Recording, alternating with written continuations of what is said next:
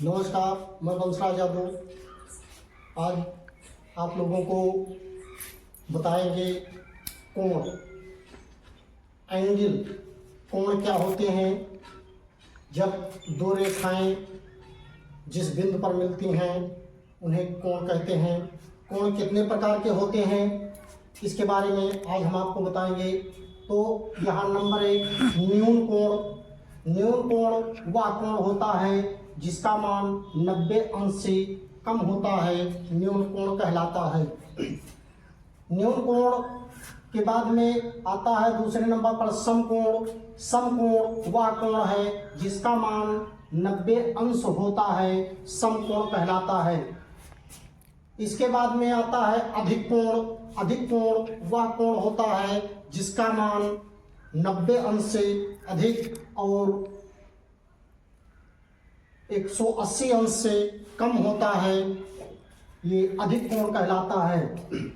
चौथे नंबर पर आता है ऋज कोण या सरल कोण, या वह कोण होता है जिसका मान 180 अंश होता है, ये सरल कोण कहलाता है।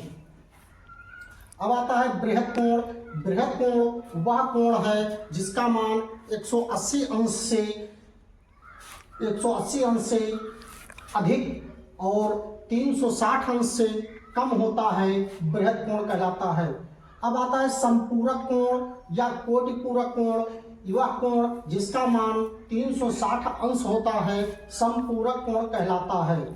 अब आता है आसन्न कोण। आसन्न कोण ऐसे युग्म कोण को जिनका एक उभयनिष्ठ शीर्ष हो और उसकी एक उभयनिष्ठ भुजा हो, ऐसे कोण को आसन्न कोण या संलग्न कोण कहते हैं। ये कोण ऐसे होता है जैसे यहाँ ये वो कोण वो दोनों में उभयनिष्ठ है और भुजा बी और वो दोनों कोणों में उभयनिष्ठ है, ऐसे कोण को आसन्न कोण कहते हैं। अब आता है रेखीय युग्म कोण।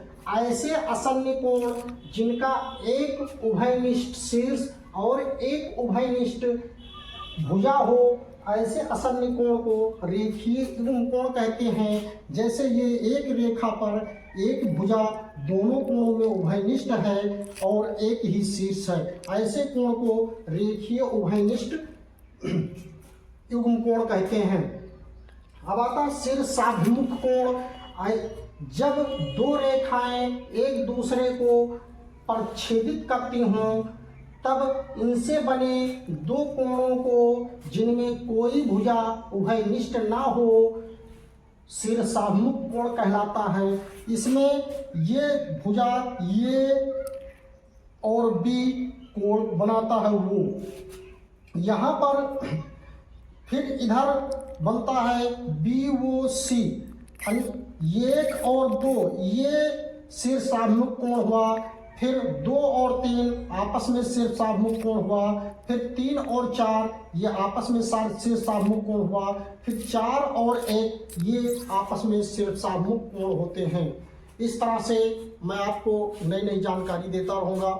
आप लोग हमारे वीडियो को सब्सक्राइब करते रहें, चैनल को सब्सक्राइब करते रहें, वीडियो को लाइक करते रहें। आप लोगों का बहुत बहुत धन्यवाद।